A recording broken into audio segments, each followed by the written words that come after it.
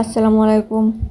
তো আজকে আপনাদের সাথে শেয়ার করব কোরআন শরীফের কভার বা গ্লাভ কাটিং এবং সেলাই। তো পুরোটা থাকছে আজকের ভিডিওতে, তো অবশ্যই শেষ পর্যন্ত দেখবেন। তো আমি একটা কাপড় নিয়েছি, কাপড়টা কোরআন শরীফের একটা কোণা আমি কোরআন শরীফের উপরে 1 ইঞ্চি ফাঁকা রেখে কিন্তু কোরআন শরীফের উপর একটা কোণা রেখেছি। এরপরে আমি অন্য একটা কোণা ওই কোণাকুনি বরাবর রেখে একটা দাগ দিয়ে দেব। দুটো কোণা যাতে মানে যেখানে এক জায়গা যেখানে সেখানে একটা দাগ দিয়ে দিচ্ছি।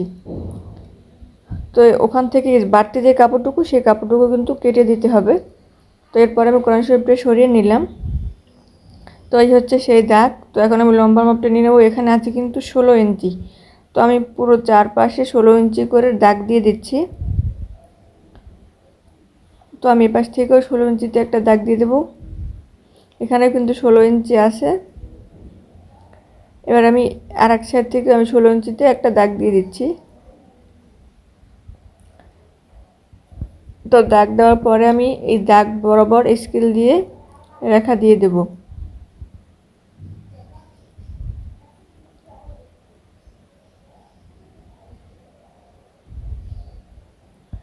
তো আমি এই সাইড থেকে স্কেল দিয়ে রেখা দিয়ে দিচ্ছি।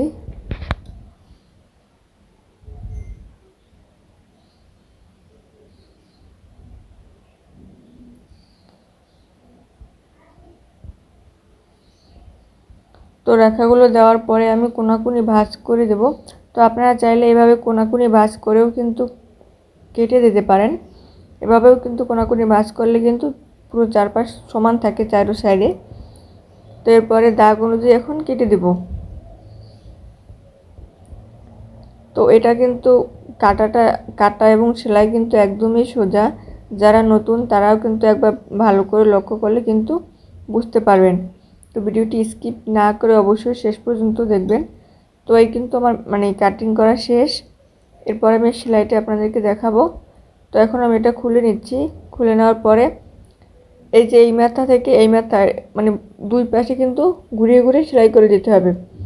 তো যেহেতু একটা ফিতা তৈরি করতে হবে তার জন্য আমি এখানে কিছুটা পরিমাণ কাপড় কেটে দিচ্ছি। 1 ইঞ্চির মতো কাপড় রেখে এখানে একটা ফিতা তৈরি করার জন্য আলাদা একটা কাপড় কেটে নিলাম। তো এরপরে এখন আমি ওই যে দুই মাথা আপনাদেরকে সেলাই করে এখানে দুটো ভাঁজ করে সেলাই করে দেব। তো দুই সাইডও কিন্তু মানে এরকম চিকন সেলাই করে মানে চিকন ভাঁজ করে সেলাই করে দিতে হবে। তো আমি সেলাইটাও দেখিয়ে দিচ্ছি। এখানে ডবল ভাঁজ করে চিকন করে আমি সেলাই দিয়ে দিচ্ছি। তো এক পাশ সেলাই করা হয়ে গেলে অন্য পাশও সেমভাবে কিন্তু সেলাই করে নেব।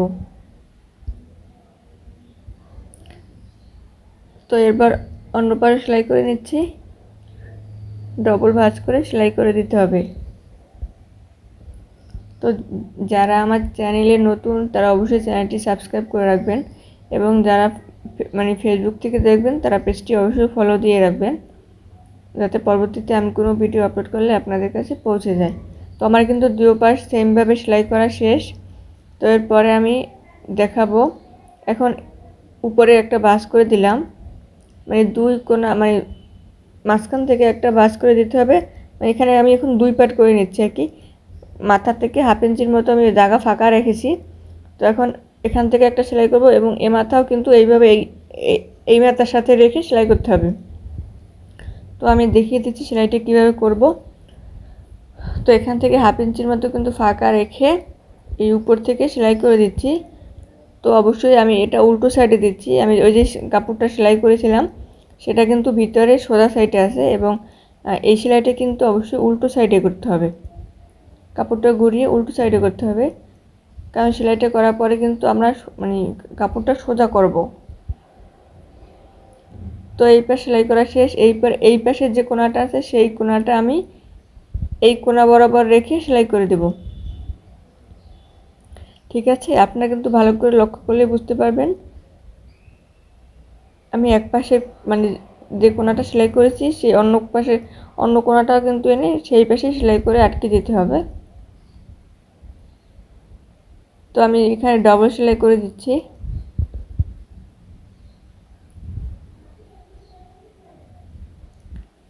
তো সেলাই করার পরে কিন্তু আপনাদেরকে উল্টিয়ে দেখাবো যে সেলাই করার পরে কিন্তু যে মানে ফিনিশিংটা কেমন হয়। তো সেলাই করা কিন্তু কমপ্লিট। এখন আপনাদেরকে সোজা করে দেখাচ্ছি। এই যে দেখেন, সোজা সাইডে যাওয়ার পর এটা কিন্তু উল্টা সাইডে আছে, উল্টে এখন সোজা করে নিচ্ছি। তো দুই পাশে কোনাগুলো বের করে নিতে হবে। তো এই যে এটা কিন্তু সেলাই করা শেষ। এখন মাথার যে ফিতাটা আছে সেই ফিতাটা তৈরি করে নেব।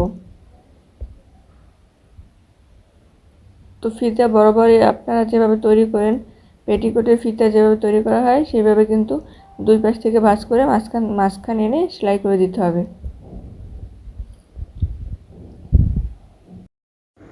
তো আমি এখন দুই পাশ থেকে ভাঁজ করে মাঝখান থেকে একটা সেলাই করে দিচ্ছি। সেলাই করে ফিতাটা তৈরি করে নিয়েছি। তো ভিডিওটি ভালো লাগলে অবশ্যই একটি লাইক করে দেবেন এবং ফেসবুক থেকে দেখে থাকলে একটু ফলো দিয়ে দেবেন এবং ইউটিউব থেকে দেখলে অবশ্যই চ্যানেলটি সাবস্ক্রাইব করে রাখবেন, যাতে পরবর্তীতে আমি কোনো ভিডিও আপলোড করলে আপনাদের কাছে পৌঁছে যায়। তো এখানে আমি এখন ফিতাটা বসাবো। এটা কিন্তু উল্টো সাইডে কিন্তু ফিতাটা বসাতে হবে। তো আমি এখানে কিছু কর্ণগুলো সেলাই করে ভালো করে ফিতাটা আটকে দিচ্ছি।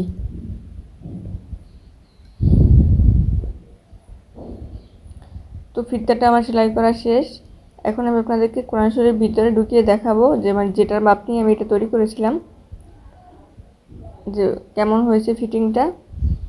তো এখন কোরআন শরীফটার ভিতরে ঢুকিয়ে দেখাচ্ছি। একদম কিন্তু ঠিকঠাক মাপ মতোই হয়েছে। তো আপনারা কিন্তু দেখতে পাচ্ছেন যে ফিনিশিংটা এবং একদম সব দিকেই ঠিকঠাক আছে। তো এরপরে উপরে একটা ভাঁজ করে সুতোটা ভিতরে উপর থেকে পেঁচিয়ে নেব। তো ভিডিওটি কেমন হয়েছে অবশ্যই কমেন্ট করে জানাবেন এবং সেলাই সম্পর্কে কোনো কিছু জানা থাকলে আমাকে কমেন্ট করতে পারেন, আমি আপনাদের কমেন্টে রিপ্লাই দিয়ে দেব। তো ভিডিওটি ভালো লাগলে চ্যানেলটি সাবস্ক্রাইব করে রাখবেন এবং ফেসবুক থেকে দেখে থাকলে ফলো দিয়ে রাখবেন। তো দেখা হবে পরবর্তী কোনো ভিডিওতে। সবাই ভালো থাকবেন, আমার জন্য দোয়া করবেন। আসসালামু আলাইকুম, আল্লাহ হাফেজ।